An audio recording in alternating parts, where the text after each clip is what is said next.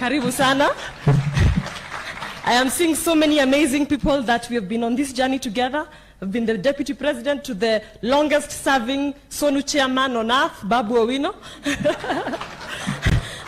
Alipomaliza na Irene Kendi, then I took over from there, and I'm quite humbled that I've moved forward from that and gone to the All Africa Students Union, headquartered in Accra, Ghana, to serve as the Secretary for Gender and International Relations for 3 years. So I later came back home because all this wisdom cannot just go to other states. I brought it back home, and Super CS Joe Musheru, together with the president, saw it best fit to appoint me as a director in the National Youth Council Advisory Board. So, asanteni sana. And Jacob, one thing I want us to look at is the COVID-19 situation. It has taught us that Kenya does not exist in isolation. Kenya needs other countries to work together. And so I'm bringing in the aspect of the diplomatic space, which is very important. The largest, most dominating country in the world, which is the United States of America, is very deliberate with conquering the diplomatic space. And they did not leave the youth behind when they were conquering the diplomatic space. President George Bush Jr. appointed a 26-year-old Condi Rice to become the first African-American Secretary of State. Jacob, this can be done here in Kenya. And I think the last time we had a youth diplomatic appointment was when you and President Mwai Kibaki were at the helm of leadership, and you appointed Yvonne Kamati as Deputy Ambassador for Kenya to Somalia. And since then, that has been quite neglected. And we need to revamp that moving forward, because the regional diplomatic institutions are coming to realize this. Because COMESA, which is the common market for Eastern and Southern Africa, passed a resolution to have a COMESA Youth Advisory Panel, which I'm happy and quite excited to have been elected to as one of the youngest serving panel members at the age of 26, not to represent Kenya, but to represent Eastern Africa. So regional institutions are recognizing that the youth voice is important in their decision-making processes. Because I was being reminded that Barack Obama mentioned that you can't play football with 11 players only. You need 22.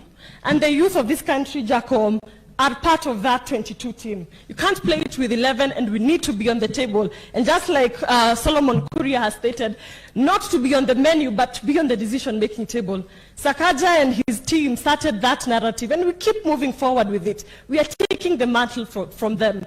And then again, Jacob, now I am speaking to you as AU's high representative in Africa and as an infrastructure envoy. And if we can have the COMESA Youth Advisory Panel Secretariat hosted here in Nairobi, would be a tremendous opportunity for Kenyans. You saw how hard Uhuru Kenyatta's government fought to make sure the UN Women headquarters are maintained here in Nairobi, because that is where we are employed. That is where, when we study international relations, those are our first stepping stones into the global industry. And as we are pushing Africa to the forefront, we need Kenya to be the headquarters of that success. And that is how we start.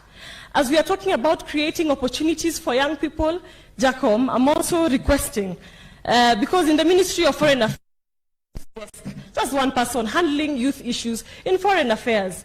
So, yeah, Jacob, I'm asking if we can have a foreign youth advisory board that will be anchored, a foreign youth advisory board that will be anchored under the Ministry of Foreign Affairs, because all Kenya's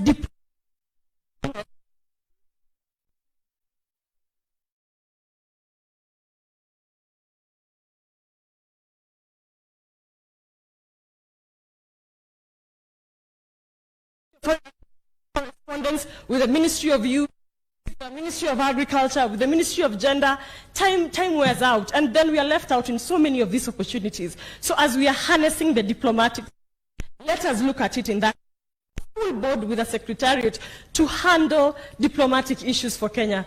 Because one thing I would also like to point out is that Kofi Annan did not become Secretary General in the UN, coming from Ghana, just like that.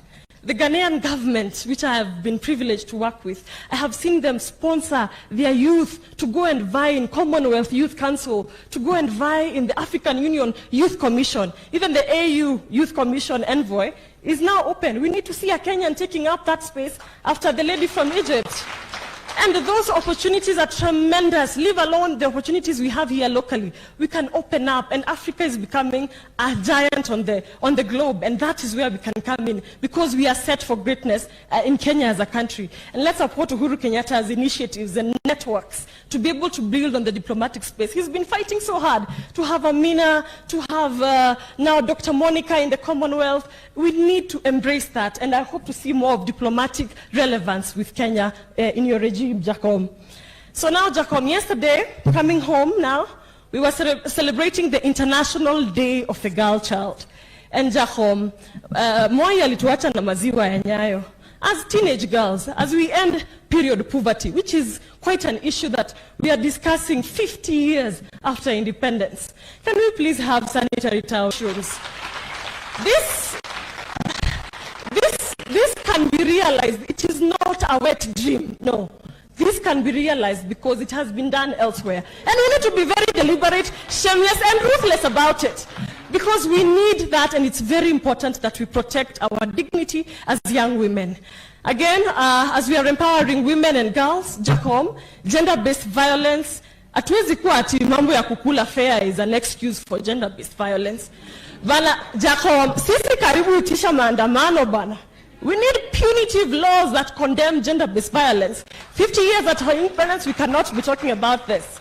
1 minute, as I conclude, on Jacom, I do recognize that everything rises and falls on leadership. And if we can have the two-thirds gender rule implemented, and not just a two-thirds gender rule, I'm here to speak on behalf of young women.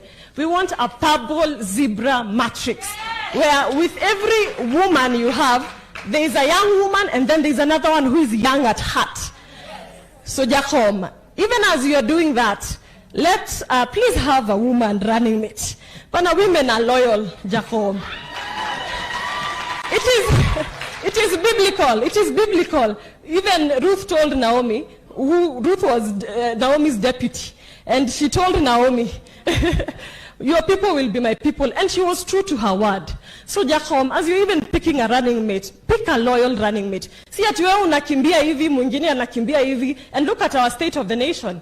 2027 tutaanza kuambiwa mambo ya jembe, because now we've seen wheelbarrow. Ama namna gani? So my question to you, Jacom, will we have the two-thirds